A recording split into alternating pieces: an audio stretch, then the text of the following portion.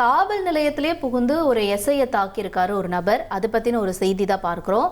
காரைக்குடி பக்கத்தில் இருக்கக்கூடிய காவல் நிலையத்தில் புகுந்து எஸ்ஐயை தாக்கியிருக்க திமுக பிரமுகர் கைது செய்யப்பட்டிருக்கார்.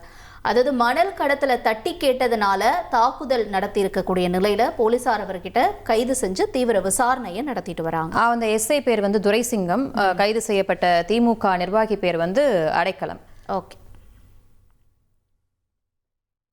அடுத்து என்ன அப்படின்னா, நாமக்கல் பக்கத்துல ஓடக்கூடிய ரயில்ல இருந்து தவறி விழுந்த வடமாநில தொழிலாளி ரத்த வெள்ளத்துல வீடு வீடா சென்று உதவி கேட்டும் கூட கிடைக்காததால பரிதாபமா உயிரிழந்திருக்காரு.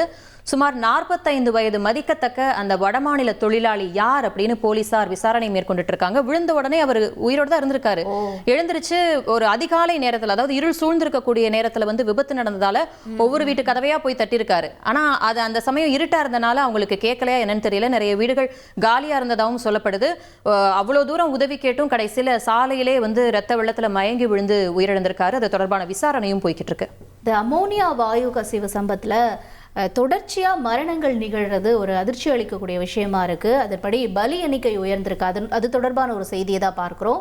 திருவள்ளூர் அமோனியா வாயு கசிவு சம்பவத்துல உயிரிழந்தோர் எண்ணிக்கை இப்ப வரைக்கும் பார்க்கும் பொழுது 18 உயர்ந்திருக்கு.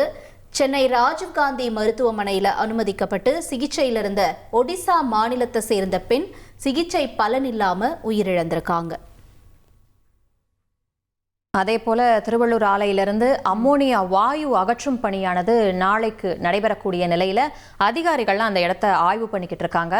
ஆலையிலிருந்து 500 மீட்டர் சுற்றளவு கொண்ட பகுதி தடை செய்யப்பட்ட பகுதியை அறிவிக்கப்பட்டு இன்னைக்கு ஈவினிங் 6 மணியிலிருந்து ஆலைக்கு 300 மீட்டர் சுற்றளவுல வசிக்கக்கூடிய மக்களை வெளியேற்றும் பணியானது தொடங்கி இருக்கு. ஆட்சியர் கூட சொல்லியிருந்தாங்க, சும்மா வேடிக்கை பார்க்கறேன் அப்படின்ட்டு அங்க யாரும் பார்க்க கூடாது, என்ன ஆபத்தான அம்மோனியா வெளியேற்றப்படுது அப்படிங்கிறப்போ உங்களுடைய பாதுகாப்பு கருதி யாரும் இந்த பக்கத்துக்கு வராதிங்க அப்படின்னு சொல்லி கடுமையான பாதுகாப்பு ஏற்பாடுகள்லாம் கூட செய்யப்பட்டிருக்கு.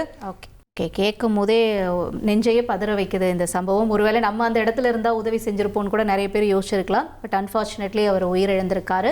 இப்போ அடுத்து நம்ம பார்க்கக்கூடிய ஒரு செய்தி, ஒரு 17 வயது சிறுவன் உயிரிழந்திருக்கக்கூடிய சம்பவம் பற்றி தான். நெல்லை மாவட்டத்தினுடைய விக்ரமசிங்கபுரத்தில் போதை மறுவாழ்வு மையத்தில் சிகிச்சை பெற்றுட்டு வந்த 17 வயது சிறுவன் திடீர்னு உயிரிழந்திருக்காரு. சிறுவன் அடிச்சு கொலை செய்யப்பட்டதா அவங்களுடைய பெற்றோர்கள் குற்றம் சாட்டுறாங்க. ஆனால் உடல்நலக்குறைவு ஏற்பட்டு தான் அவர் உயிரிழந்தார்னு மறுவாழ்வு மையம் விளக்கம் கொடுத்திருக்கு. இந்த சம்பவம் தொடர்பாக புகார் பதிவு செய்யப்பட்டிருக்கக்கூடிய நிலையில இது தொடர்பான விசாரணை நடக்கும் அப்படின்னு எதிர்பார்க்கப்படும். அவங்க அப்பா என்ன சொல்லியிருந்தாங்க அப்படின்னா, போன மாசம் தான் சேர்த்திருக்காங்க, 9ஆம் தேதி நினைக்கிறேன். அந்த பையன் ரொம்ப செல்போன் யூஸ் பண்ணிக்கிட்டு இருக்காப்ல அப்படின்னு சொல்லி கவுன்சிலிங் கொடுக்கறதுக்காக அங்க சேர்த்திருந்தாங்களாம்.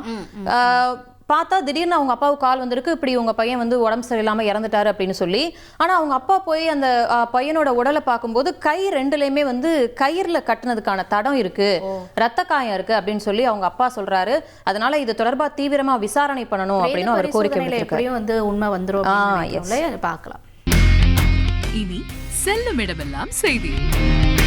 தந்தை டிவியின் வாட்ஸ்அப் சேனலை ஃபாலோ பண்ணினா செல்ல இருக்கும் இடமெல்லாம் செய்தி. இதோ QR கோட் இப்பவே ஸ்கேன் பண்ணுங்க, ஃபாலோ பண்ணுங்க.